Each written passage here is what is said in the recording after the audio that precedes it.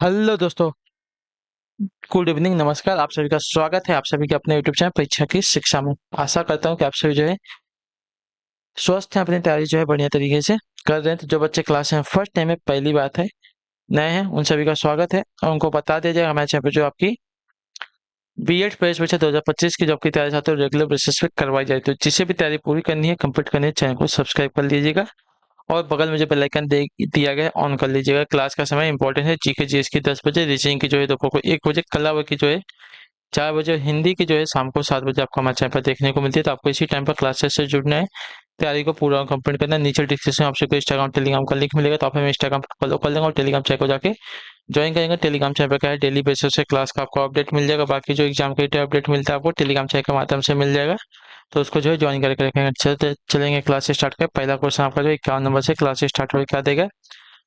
भारत के राष्ट्रपति को उनके कार्यकाल की समाप्ति से पूर्व महाभियोग करने के लिए किसकी अनुशंसा अनिवार्य है, बताइए।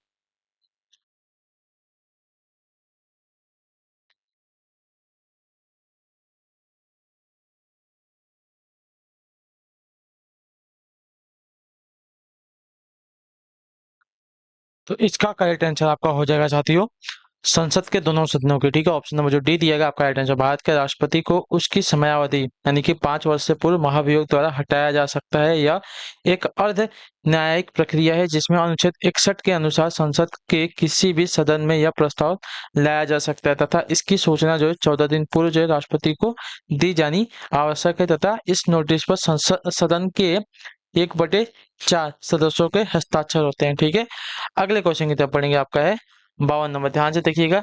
भारतीय संविधान में कितने प्रकार के न्यायिक आदेश हैं। तो भारतीय संविधान में कुल आपके 5 प्रकार के न्यायिक आदेश है। ऑप्शन नंबर जो दिया गया है ए वाला विकल्प आपका राइट आंसर हो। ठीक है, अनुच्छेद 32 के अनुसार सर्वोच्च न्यायालय तथा अनुच्छेद 226 के अनुसार उच्च न्यायालय को याचिका यानी कि रिटें जारी करने का अधिकार दिया गया है। यह जो है 5 रिटें होती है यानी कि 5 प्रकार की न्यायिक आदेश हैं। कौन से है, बंदी प्रत्यक्षीकरण, दूसरा परमादेश, तीसरा उत्प्रेषण, तीसरा प्रतिषेध, चौथा प्रतिषेध है और पांचवा आपका अधिकार परीक्षा है। ये आपके 5 प्रकार के क्या है, न्यायिक आदेश हैं। अगला क्वेश्चन है आपका है 53 नंबर। चित्तौड़गढ़ के विजय स्तंभ यानी कि टावर ऑफ विक्ट्री का निर्माण किसने करवाया था, किसने बनवाया था इसको। तो इसका राइट आंसर आपका हो जाएगा साथियों राणा कुंभा ने। ऑप्शन नंबर बी आपका राइट आंसर हो जाएगा। ठीक है, क्लियर हो गया इसके बाद। चित्तौड़गढ़ स्थित विजय स्तंभ का निर्माण जो है राणा कुंभा ने वर्ष 1442 से 1449 के मध्य महमूद खिलजी की सेनाओं पर विजय की याद में जो है बनवाया था। क्लियर है, अगले क्वेश्चन की तरफ बढ़ेंगे। आपका है 54वां प्रश्न। ठीक है, क्षेत्रफल की दृष्टि से भारत का सबसे बड़ा राज्य कौन सा है। तो क्षेत्रफल की दृष्टि से भारत का सबसे बड़ा राज्य अगर देखा जाएगा तो यहाँ पे राजस्थान आएगा। ऑप्शन नंबर सी जो दिया गया आपका राइट आंसर होगा। ठीक है, और दूसरा अगर देखें, दूसरा सबसे बड़ा राज्य आपका मध्य प्रदेश, तीसरा आपका महाराष्ट्र, चौथा आपका उत्तर प्रदेश। ठीक है, चलिए अगले क्वेश्चन की तरफ बढ़ेंगे, ध्यान से देखेंगे। आपका है 53 नंबर क्वेश्चन क्या देगा। भारत के किस राज्य के पास जो है सबसे लंबा समुद्री तट है, बताइए। भारत के किस राज्य के पास सबसे लंबा आपका समुद्री तट है। तो आपका राइट आंसर आपको हो जाएगा गुजरात राज्य के पास। ऑप्शन नंबर बी आपका करेक्ट आंसर। ठीक है, भारत की मुख्य तट रेखा की लंबाई आपकी 6100 किलोमीटर की है। ठीक है, और सबसे बड़ी तट रेखा जो है गुजरात के पास है 1214 किलोमीटर की। ठीक है, आंध्र प्रदेश के पास आपकी 973 किलोमीटर की है और तमिलनाडु के पास आपकी 906 किलोमीटर की सिर्फ है। ठीक है, चलिए अगले क्वेश्चन की तरफ बढ़ेंगे। आपका है 56, द कम्युनिस्ट मैनिफेस्टो किसकी कृति है, जो बताइए। द कम्युनिस्ट मैनिफेस्टो जो है किसकी कृति है। तो आपका राइट आंसर हो जाएगा यहाँ पे कार्ल मार्क्स की। ऑप्शन नंबर ए जो दिया गया आपका राइट आंसर होगा। ठीक है, क्लियर है, चलिए अगले क्वेश्चन की तरफ बढ़ेंगे। आपका है 57 नंबर। उत्परिवर्तन का सिद्धांत किसने दिया, बताइए। उत्परिवर्तन का सिद्धांत किसने दिया था। तो उत्परिवर्तन का सिद्धांत आपका दिया था साथ यहाँ पे वीगो वीगो डी ब्रिज ने। ऑप्शन नंबर सी आपका करेक्ट हो जाएगा। ठीक है, वीगो डी ब्रिज ने जो है उत्परिवर्तन का सिद्धांत दिया था। ऑप्शन नंबर सी आपका करेक्ट होगा। चलिए, जब किसी जीन के डीएनए में कोई कहते हैं, जब किसी जीन के डीएनए में कोई अस्थायी परिवर्तन होता है तो उसे उत्परिवर्तन कहा जाता है। यह ह्यूगो डीवीस ने दिया था। अगले क्वेश्चन की तरफ बढ़ेंगे। आपका है 58 नंबर। जाति की यह परिभाषा जब एक वर्ग पूर्णतः वंशानुक्रम पर आधारित होता है तो हम उसे जाति कहते हैं, किसने दी थी, बताइए। तो यह जो है आपका सी एच कुले ने दिया था। ऑप्शन नंबर डी आपका राइट आंसर है। जब एक वर्ग पूर्णतः वंशानुक्रम पर आधारित होता है तो हम उसे जाति कहते हैं। जातिवाद की यह परिभाषा सी एच कुले ने दी थी। अगले क्वेश्चन की तरफ बढ़ेंगे, आपका है 59 नंबर। नातेदारी की यह परिभाषा, नातेदारी सामाजिक उद्देश्यों के लिए स्वीकृत वंश संबंध है जो कि सामाजिक संबंधों के परंपरागत संबंधों का आधार है। किसने दी है यह? तो आपका राइट आंसर रेडक्लिफ ब्राउन ने, ऑप्शन नंबर जो बी दिया गया आपका राइट आंसर होगा। ठीक है, नातेदारी सामाजिक उद्देश्यों के लिए स्वीकृत वंश संबंध है जो कि सामाजिक संबंधों के परंपरागत संबंधों का आधार है। यह परिभाषा आपका रेडक्लिफ ब्राउन ने दी है। तो ऑप्शन नंबर डी आपका, ऑप्शन नंबर बी जो दिएगा आपका करेक्ट हो जाएगा। अगला क्वेश्चन है 60 नंबर, ध्यान से देखिएगा। निम्नलिखित में से कौन सा आश्रम जो है इंद्रियों पर संयम रखने और बौद्धिक विकास करने की शिक्षा देता है? बताइए, निम्नलिखित में से कौन सा आश्रम जो है इंद्रियों पर संयम रखने और बौद्धिक विकास करने की शिक्षा देता है? तो आपका राइट आंसर आपको हो जाएगा साथियों ब्रह्मचर्य, ऑप्शन नंबर ए आपका करेक्ट आंसर होगा। ठीक है, क्लियर हो गया इसके बारे में। चलिए, ब्रह्मचर्य का अर्थ होता है ब्रह्म को जानना। ठीक है, चलिए, ईश्वर को जानना। अगला क्वेश्चन है आपका है 61 नंबर, ध्यान से देखिएगा। निम्नलिखित में से पुष्टि मार्ग के आचार्य कौन है? तो निम्नलिखित में से पुष्टि मार्ग के आचार्य यहाँ पे वल्लभाचार्य, ऑप्शन नंबर सी आपका करेक्ट हो जाएगा। ठीक है, क्लियर हो गया। चलिए नेक्स्ट क्वेश्चन की तरफ बढ़ेंगे। 62 भारतीय दर्शन को जो है जैन धर्म का मुख्य योगदान क्या था? बताइए, भारतीय दर्शन को जो है जैन धर्म का मुख्य योगदान क्या था? तो इसका राइट आंसर आपका हो जाएगा साम्यवाद का सिद्धांत, ऑप्शन नंबर बी आपका करेक्ट आंसर होगा। ठीक है, क्लियर इसके बारे में। साम्यवाद का अर्थ है सापेक्षतावाद होता है। यह जो है जैन दर्शन के अंतर्गत किसी वस्तु के गुण को समझने, समझाने और अभिव्यक्त करने को सापेक्षित सिद्धांत है। ठीक है, चलिए अगले क्वेश्चन की तरफ बढ़ेंगे, ध्यान से देखें। 63 बताइएगा राइट आंसर क्या हो जाएगा, क्या देगा? विस्मरण को प्रभावित करने वाला कारक है कौन सा? बताइए, विस्मरण को प्रभावित करने वाला कारक कौन सा है? तो विस्मरण को प्रभावित करने वाला कारक सीखने से संबंधित, धारण अंतर से संबंधित, सीखने वाले व्यक्ति से संबंधित सभी हैं। तो ऑप्शन नंबर डी आपका करेक्ट हो जाएगा। ठीक है, विस्मरण को प्रभावित करने वाले कारक सीखने से संबंधित, धारण अंतर के से संबंधित, सीखने वाले व्यक्ति से संबंधित, उपयुक्त तो सभी होते हैं। तो ऑप्शन नंबर डी आपका करेक्ट हो जाएगा। 64 है, विस्मरण एक सक्रिय मानसिक प्रक्रिया है। विस्मरण की यह परिभाषा किसने दी है? तो आपका राइट आंसर मेल्टन ने, इरविन ने, मूलर ने, ये सभी ने दी है। तो ऑप्शन नंबर डी आपका राइट आंसर होगा। ठीक है, विस्मरण एक सक्रिय मानसिक प्रक्रिया है। विस्मरण की यह परिभाषा आपकी मेल्टन, इरविन और मूलर आदि सभी ने दी थी। तो जो ऑप्शन दिया गया है डी वाला विकल्प आपका करेक्ट होगा। अगला क्वेश्चन आपका है 65 है।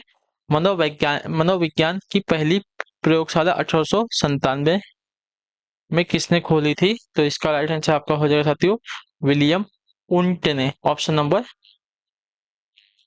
ये आपका करेक्ट हो जाए। ठीक है, वह जो है जर्मनी के चिकित्सक, दार्शनिक, प्राध्यापक रहे हैं।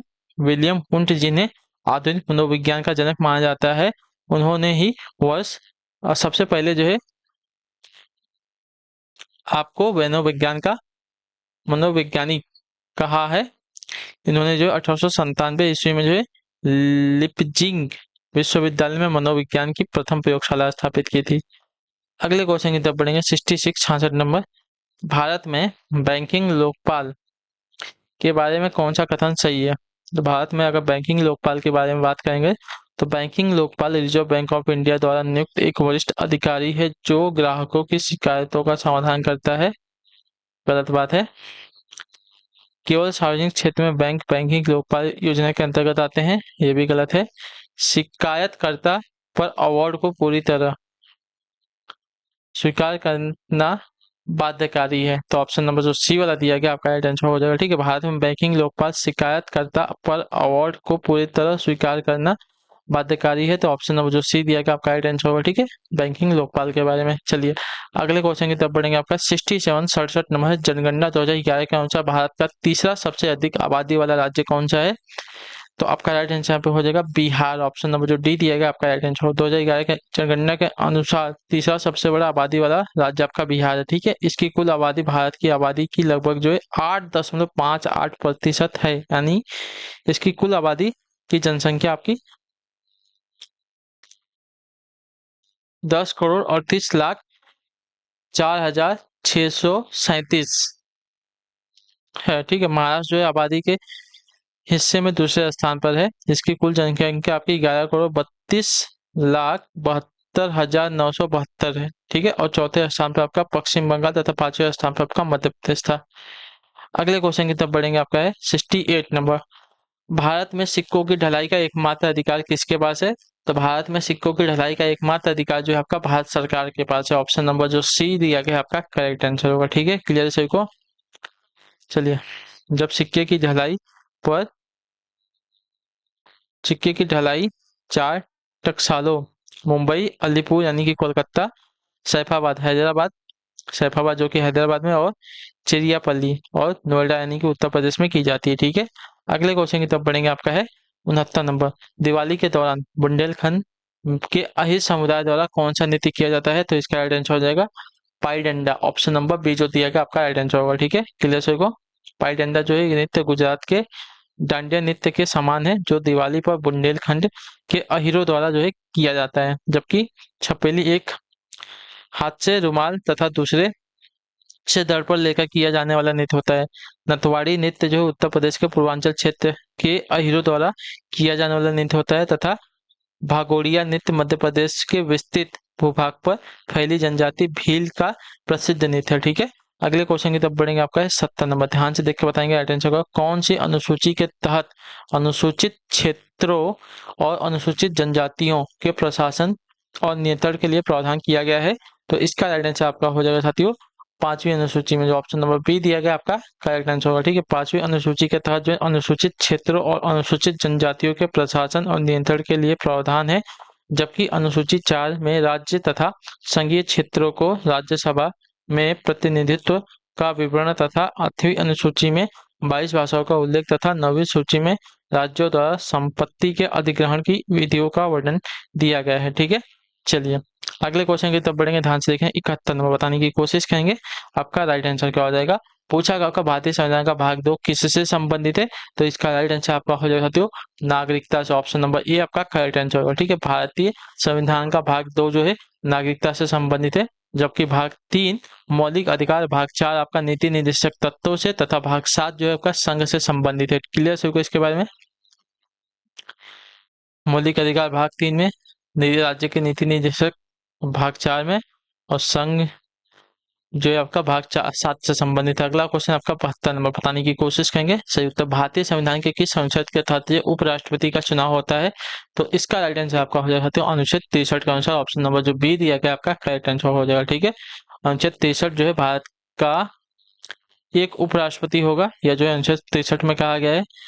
अनुच्छेद 64 में कहा गया है कि उपराष्ट्रपति राज्यों की परिषद का पदेन सभापति होगा, ठीक है। और अनुच्छेद 65 में कहा गया है कि आकस्मिक रिक्तियों अथवा राष्ट्रपति की अनुपस्थिति में राष्ट्रपति के कर्तव्य का निर्वहन करेगा उपराष्ट्रपति, ठीक है। क्लियर सभी को? और अनुच्छेद 70 में यह कहा गया है कि अन्य आकस्मिकता में राष्ट्रपति के कर्तव्यों का निर्वहन नहीं करेगा, ठीक है। चलिए, अगले क्वेश्चन की तरफ बढ़ेंगे। आपका है 73 नंबर। ध्यान से देखिएगा, भारत के राष्ट्रपति द्वारा चरित्र को बदलने के बिना, भारत के राष्ट्रपति द्वारा चरित्र को बदले बिना सजा की मात्रा कम करना रिक्त स्थान कहा जाता है। क्या कहा जाता है इसको? तो इसको कहा जाता है आपका साथियों विनिमय। ऑप्शन नंबर जो डी दिया गया आपका राइट आंसर। चरित्र को बदले बिना सजा की अवधि को कम करने का अर्थ विनिमय है। जबकि क्षमादान में राष्ट्रपति द्वारा सजा और दोष दोनों को हटा दिया जाता है। जबकि दंड विराम में किसी विशेष तथ्य को देखकर सजा को कम कर दिया जाता है। मोहलत के तहत जो है दंडादेश के निशा प्रदान को रोक दिया जाता है, ठीक है। अगले क्वेश्चन की तरफ बढ़ेंगे। आपका है 74 नंबर। नीलम संजीव रेड्डी भारत के रिक्त स्थान राष्ट्रपति थे। तो आपका राइट आंसर 6वें राष्ट्रपति थे, ठीक है। नीलम संजीव रेड्डी जो है भारत के 6वें राष्ट्रपति थे। ऑप्शन नंबर बी आपका करेक्ट हो जाएगा, ठीक है। 1977 से लेकर 82 तक, ठीक है। 1977 से लेकर 82 तक जो भारत के क्यों थे? तो 6वें राष्ट्रपति थे वो। जबकि चौथे राष्ट्रपति आपके बीबी गिरी थे, ठीक है। 5वें आपके फखरुद्दीन अली अहमद थे। चलिए, अगले क्वेश्चन की तरफ बढ़ेंगे। आखिरी क्वेश्चन है 75 नंबर। ध्यान से देख के बताइएगा, वह कौन सा सर्वोच्च पर्वत शिखर है जो पूरी तरह से भारत में स्थित है? तो इसका राइट आंसर हो जाएगा कंचन जंगा, ऑप्शन नंबर ए आपका राइट आंसर होगा। ठीक है, भारत का उच्चतम पर्वत आपका कंचनजंगा है, जबकि K2 जिसे गॉडविन ऑस्टिन के रूप में जाना जाता है, भारत और पाकिस्तान अधिकृत कश्मीर का है। कंचनजंगा जो है सिक्किम राज्य में तथा K2 जो है जम्मू कश्मीर का हिस्सा है। नंदा देवी उत्तराखंड में स्थित है। ठीक है, चलिए तो इसी के साथ आपकी जो क्लास है आज की यहाँ पे पूरी हो रही है कलावा की। आई होप कि आपको क्लास अच्छी लगी है। चलिए क्लास को लाइक कर दिया, चैनल पर पहले तो चैनल को सब्सक्राइब कर दिया और हमें जो है कमेंट पे राय क्लास के बारे में जरूर दिया। आपको क्लास कैसी लगी, अपना फीडबैक जो है क्लास का जरूर छोड़ के जाइएगा। और अच्छे लगे तो लाइक कर दीजिए, चैनल पर पहली बार है चैनल को सब्सक्राइब कर लीजिएगा।